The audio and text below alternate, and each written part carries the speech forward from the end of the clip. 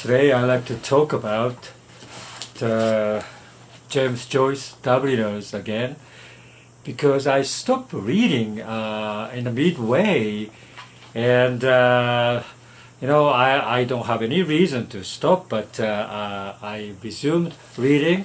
The first story I resumed is a painful case, and I think this is the painful case. And this is one of the, I think, maybe strong short stories in here. And the short stories I liked because I think it's something that talked to me, and something I kind of sympathize about this character in this book. It's about this Mr. Duffy, who kind of a loner, and he kind of lived away from the city and away from the people's interactions, and trying to be, spend the time as calm as possible, and he doesn't want to be tangled with the complication with the human relationship, and which I completely kind of I agree. That's kind of a life is a very, very nice lifestyle. And this Mr. Duffy meets this woman, and this woman could be like maybe 20 years older than him. And if he's young, I think he meets this two ladies. One is the mother, one is the daughter. And so he thinks that daughter is at the same age as him. That means daughter is probably 20 something age, and the woman, mother, is about probably late 30s to 40s. And so she is married with a husband who works outside the house quite often, and she seems to be lonely. Okay, so wow, he kind of liked her, and he started to visit her quite often, and nobody suspects or anything. And but one day she started to do, showed more affection toward him, and he drew back because he didn't want that kind of a relationship, and he said goodbye.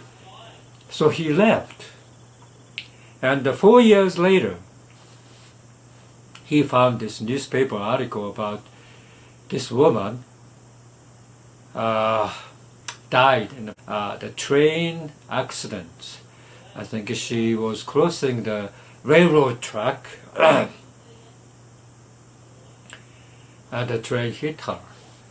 And it's sounded like also very insinuations of suicidal act. So he was surprised to see that, and so he came home, and he reflect on his past with this woman, and reflect on his own psyche, or his own happiness, or his own misforgiven, I would say. So, well, this is kind of a interesting story, but there's enigmatic points there. For one thing, this woman is much older than him. So instead of falling in love with his daughter, he kind of attracted to this woman. And that's one thing I thought was kind of strange. And the other thing is this Mr. Duffy said goodbye to her after she showed affection toward him, which is not, completely, not understandable. I would say maybe understandable, considering his personality, But still, wow, you could do that. I couldn't understand. But I think he has pretty much like yeah, maybe moral code saying, oh, she's married and he shouldn't be involved with this married woman. And also she's much older than him, and so yeah, so that's another part. So I couldn't understand, when I first read this the short story, I thought he fell in love with this daughter. Then all of a sudden, toward the end, it's about daughter and husband is, speaking of her late mother, and all of a sudden, wow, what, and so I have to reread again. And also, I also watched some other people's interpretations of the story, I don't know, synopsis type of thing, or the analysis. And some of the articles saying that he's about 40 years-ish. That means, I think when James Joyce wrote this particular part where they met the two women, one is a daughter, the other one is a mother, and but in the English sentences, it sounded like the daughter is the same age as him, but probably that James Joyce intended is like a mother is the same age as him.